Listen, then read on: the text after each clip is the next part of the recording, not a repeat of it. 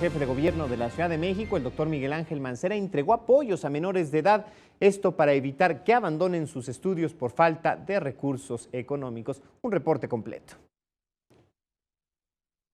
Cualquier reforma al modelo educativo del país debe estar acompañado de los recursos presupuestales que garanticen a los niños y a las niñas la continuidad de sus estudios.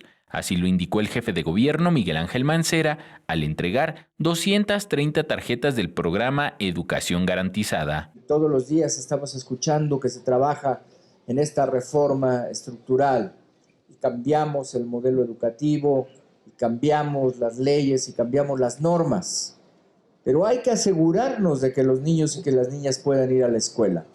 Hay que asegurarnos de que se tenga el recurso para poder ir a la escuela.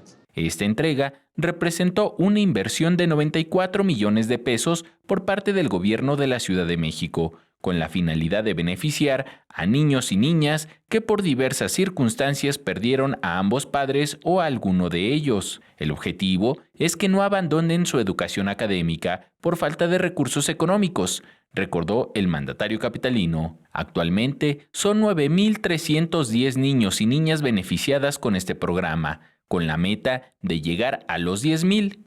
Si este apoyo se lo lleváramos a los niños, que a veces tienen que caminar 2 o 3 kilómetros en la terracería para poder llegar a la escuela y que llegan sin desayunar, que llegan sin comer y así se regresan otra vez a su casa y después tienen un alimento escaso, ahí es donde hay que apretar, ahí es donde hay que poner el ejemplo. Con imágenes de Javier Cordero, Enrique Muñiz, 21 Noticias.